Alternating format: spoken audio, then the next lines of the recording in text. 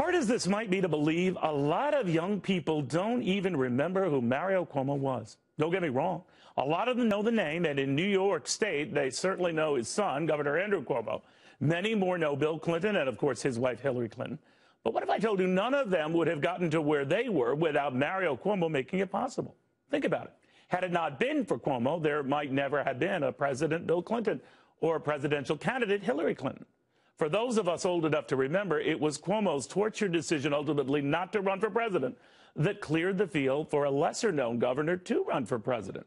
Perhaps back in 1992, Cuomo felt that George Bush Sr. was unbeatable, so why bother? Bill Clinton bothered, and today, Bill Clinton remembered, saying of the man who helped pave the way for him, that Mario Cuomo's life was the very embodiment of the American dream. Now, if true, it was a tortured dream. Not that there was anything tortured or indeed tragic about being a three-term governor of New York, but that the man the media chided as Hamlet on the Hudson just couldn't and wouldn't take his gifted oratorical skills to the next level. Pity, because for many Democrats, Cuomo was their Ronald Reagan. Mr. President, you ought to know that this nation is more a tale of two cities than it is just a shining city on a hill. Agree or disagree, political columnist Todd Purdom properly called Cuomo the poet laureate of American liberalism. Few argued the left's case better then, without any of the left's condescending matter today. And he did it with something else in short supply in both parties: true passion. We want to stimulate the economy. What would stimulate it more? Just a minute. 150 million or 120 million people who will spend the money, or me and my clients who will put it in the bank and wait until businesses get better? How do you know? Or How do you know? You'd prefer the 2 million people at the top to the I prefer, you know what? I don't distinguish, Governor. I think everybody should get something. Well, everybody. Well, then you are distinguishing and trying to make a class argument. You're talking about fairness. No, sir. You don't win because the other guy loses.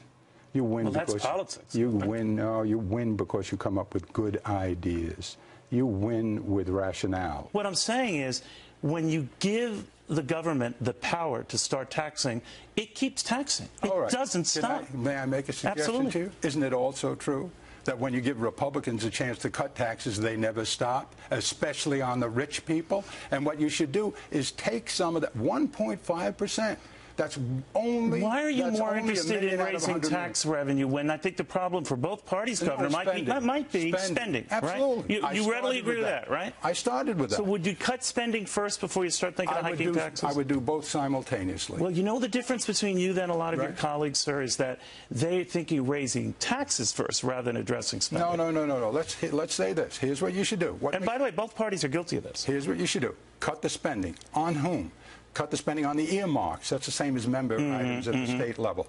They're a joke. You know, I always got the impression that Cuomo was kind of out of step with his times, maybe even these times. The anger and all the vitriol. Politico's Purdom recounts how it was Cuomo who couldn't come to grips with the harshness of Washington. How Cuomo himself wrote that the nation needs less anger and more thoughtful reflection, less shouting and more listening, less dissembling and more honesty. Maybe that's why Hamlet had it. Whether you like him or not, he just said to hell with it. And that was all there was to it. No mystery, just Mario Cuomo, dead at 82.